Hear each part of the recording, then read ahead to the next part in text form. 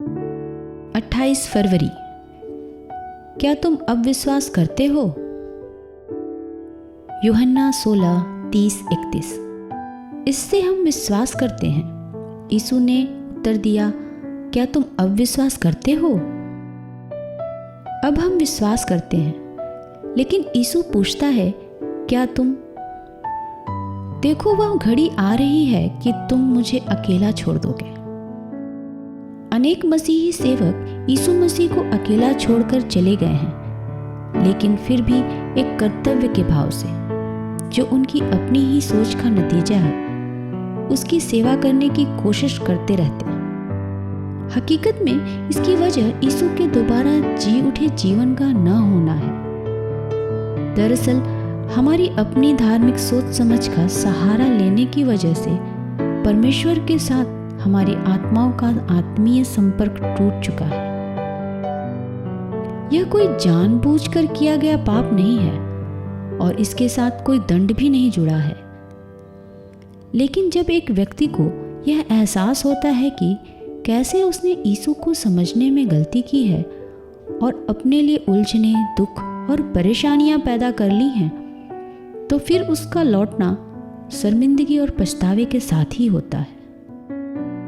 यीशु के दोबारा जी उठे जीवन पर आज हम जिस स्तर का भरोसा करते हैं, यह ज़रूरी है कि अब उससे आगे एक बहुत गहरे स्तर में जाकर उस जीवन पर भरोसा किया जाए।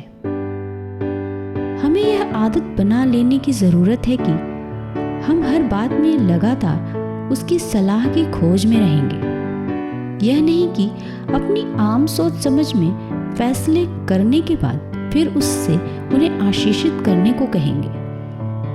वह उन्हें आशीष नहीं देगा। ऐसा करना उसके अधिकार क्षेत्र में नहीं है, क्योंकि ये फैसले हकीकत से दूर हैं।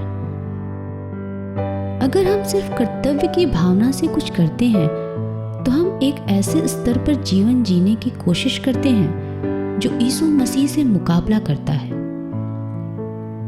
हम एक गर्व से भरे अहंकारी व्यक्ति बन जाएंगे और यही सोचेंगे कि हम जानते हैं कि हर एक हालात में हमें क्या करना है।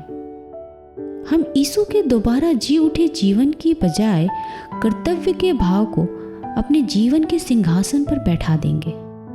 हमसे यह नहीं कहा गया है कि हम अपने विवेक की ज्योति में चलें या अपने कर्तव्य के भाव की ज्योति में चलें, परंतु हम ज्योति में चलें जैसा वह स्वयं ज्योति में है।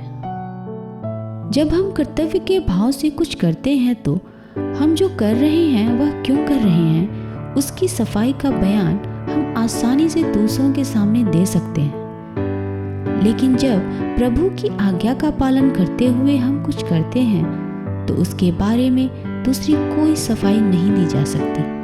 वह सिर्फ आज्ञा पालन है।